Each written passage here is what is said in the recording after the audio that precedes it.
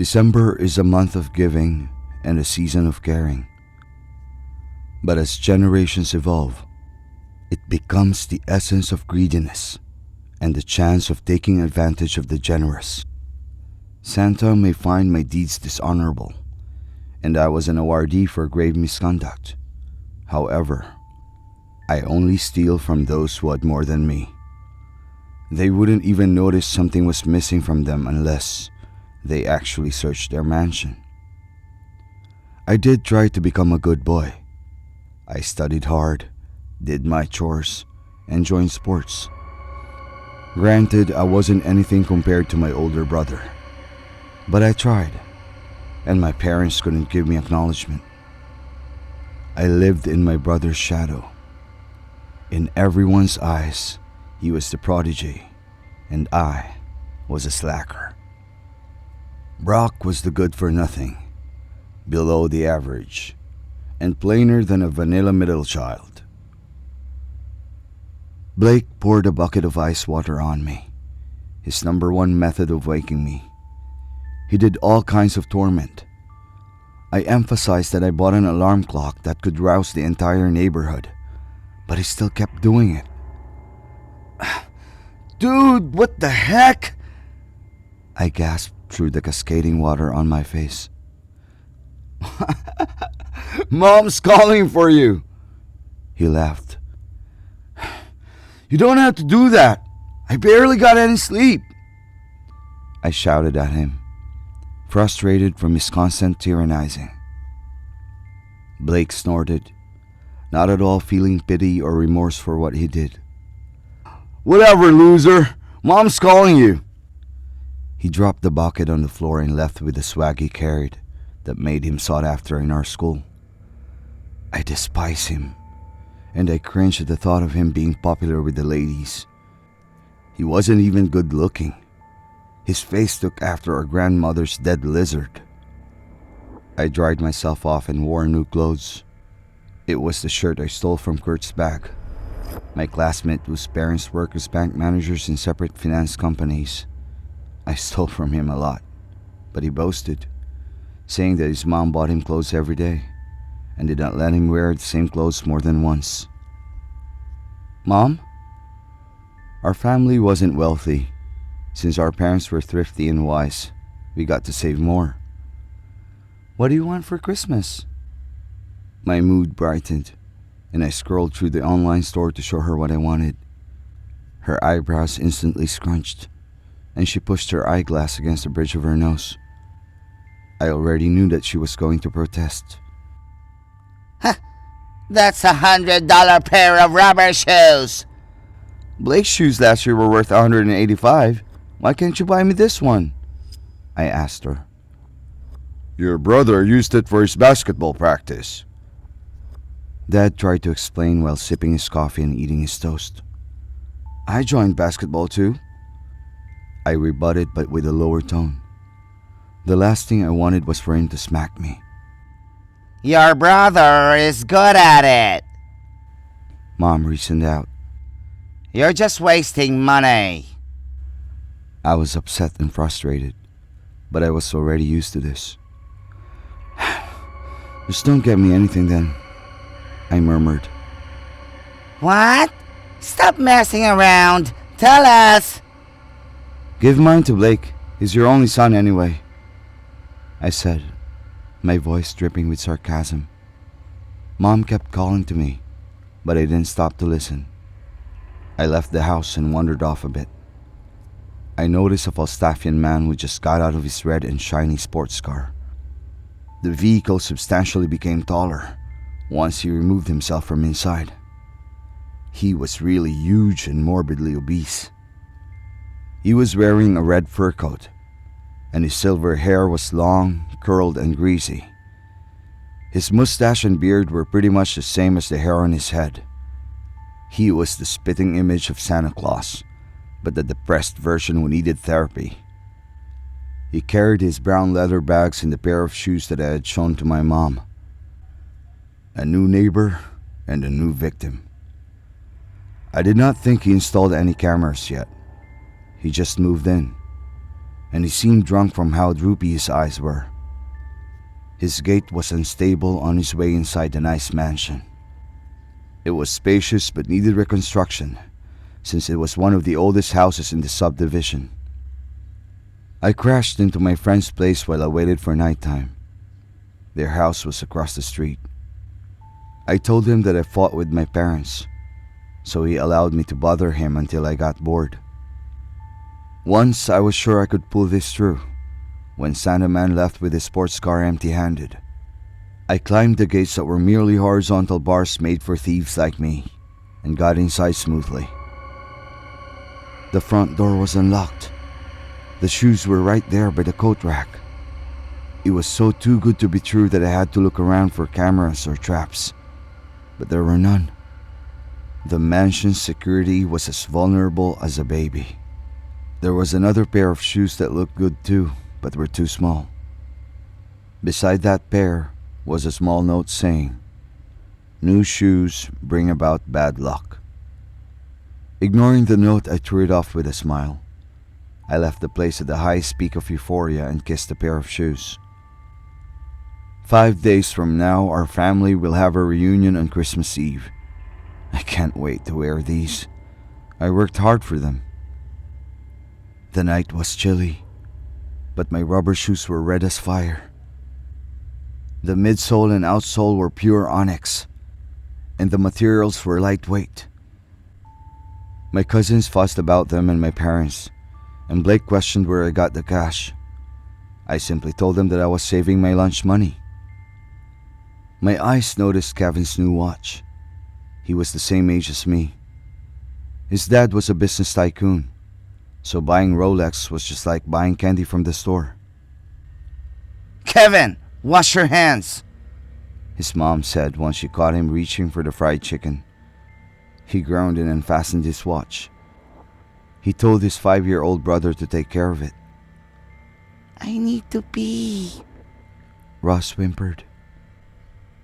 Go ahead, I urged him. But Kevin's watch.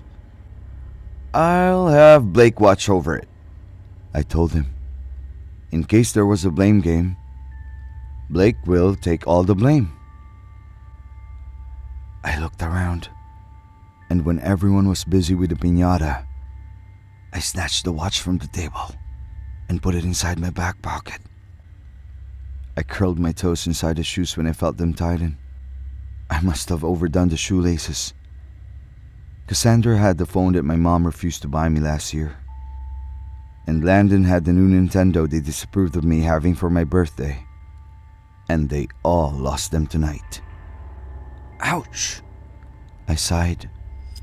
Why were these shoes so tight? They were a perfect fit when I slipped them on. I headed out and went to the backyard to adjust my shoes. When I tried to remove them, they wouldn't budge. My feet were starting to get cold from the obstructed circulation. Kevin followed me outside looking for his watch. I didn't see it, I grunted. His expression told me he didn't believe me, and him being consciously aware of who stole his watch offended me even when it shouldn't. Give me the watch, man! I don't have it! You thief! I'll tell Uncle on you! He threatened. I clicked my tongue and attempted to stand up, but the shoes made my feet numb. Kevin tried to catch me, but I was still mad at him. I shoved my cousin so hard that his head bumped against the wall, unaware of the nails sticking out. His eyes and my eyes widened, but I got to blink, and he couldn't anymore. No. My nerves were a mess. I managed to limp away and get inside our car, but Landon held the door open. Where's Kevin? Give us back what you stole! He angrily accused. I didn't steal crap! While everyone was partying inside, Landon and I were squabbling. He yanked me out of the car and hit me in the face. He was one of my cousins who was bulked up because of sports, and since I was only starting, I was at a disadvantage on the floor. My face was bruised up badly. I managed to reach for the broken bottle in the middle of our scuffle. My fear with a mixture of panic fueled by adrenaline I couldn't find within myself to hesitate. I stabbed my cousin with a bottle in the neck. His arteries ruptured, and blood squirted in high pressure. My breath came to a halt as he fell limp on me, bathing me completely with his blood, completely lifeless. I pushed Landon off, my breath trembling. I climbed back inside the car as I tried to wipe the blood on my face down to my neck, and in my peripheral vision, a figure caught my eye. It was Cassandra. My eyes bulged and I panicked. I knew she was everything. She was in a state of pure shock, but instead of coming for me, because I stole from her too, the 15-year-old smiled. She grinned widely, like she was trying to rip her face with a twisted smile, and approached the body of our dead cousin, picked up the broken glass that impaled Landon's neck, and then she looked at me, with mirth dancing in her insane eyes. I trembled as I watched her in horror as she pushed the weapon against her neck and slit herself. She crawled towards me with gurgling noises in an attempt of laughing, the blood spurting like fountain that I couldn't even remove my eyes on her haunting gaze, with a mocking smile before she bled to death. The music stopped when a relative was to speak, but my screams broke through and stopped the ceremony. "I'm not a murderer! I'm not!" I cried. I didn't kill Cassandra. She did that to herself. She committed suicide. Kevin came for me. It was an accident. I was only protecting myself from Landon. None of this was my fault. I didn't know how or when I got out, as I found myself only conscious behind the wheels and was stepping on the gas in a blank state, running the car to somewhere. My mind reeled back to the damn house.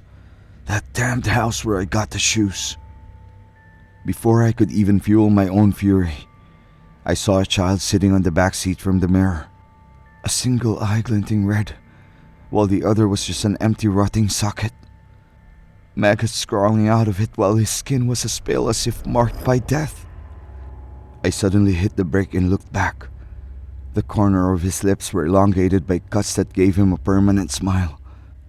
He tilted his head and slowly opened his mouth, stretching and stretching until his jaw cracked and bled.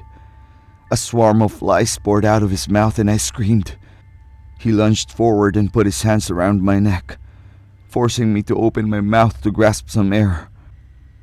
I swallowed some of his flies and blood as he screamed at my face over and over and over again.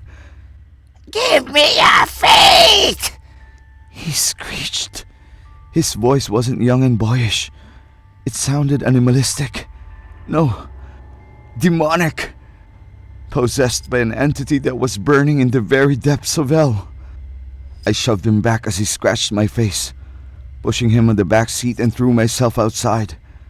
My legs felt numb and useless. The horror of realizing that I lost my ability to walk broke me. I wept as I crawled until I saw the house. With luck finally siding with me, the gates of the mansion were open, and Santa wasn't home yet. I crawled like a pathetic worm. I was wailing and praying. "I'm sorry. I won't do it again. I won't do it again." The house was empty, and my voice was merely echoing. "Someone help me! Get these shoes off me! I don't want them anymore!" I stayed at the entrance, waiting for a reply, and a giggle broke out. The boy I saw earlier skipped around me with full functioning legs. He was happy and able, while I was miserable and sad. The fat man I robbed descended from the stairs, and the boy ran to him and climbed up his back. "You met one of the little boys in my naughty list. He stole those shoes once and lost his feet." "Help me. I'm sorry I stole them. Please." I sobbed. Santa grabbed an axe hidden inside the grand piano. I was petrified for my life and for the lives that I took. The man's rounded abdomen burst open, and hairy spider legs along with his decaying intestines pushed out. His blood was ink-like and had the foulest stench. Better luck next time? Hopefully, someone wants to wear new shoes for Christmas.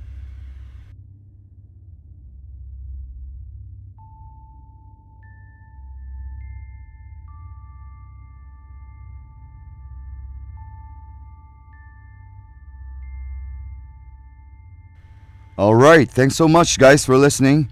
I hope you liked the story. So this story was written by Akume Kegare.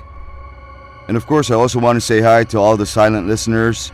And of course to the team of bangers who always come to my premiere.